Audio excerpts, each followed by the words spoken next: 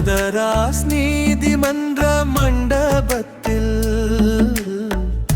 நியம் நிதானமாய் பேசும் இடத்தில் அரசியலமைப்பை கையில் ஏந்தி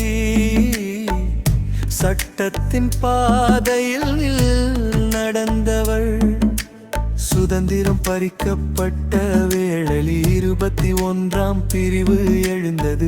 சட்டவிரோத காவல்கள் நீக்கப்பட்டு உரிமைகள் மீண்டும் உயிர்த்தது. நீதிபதி எம்.எஸ். ரமேஷன் நியத்தின் நிலை மரம்.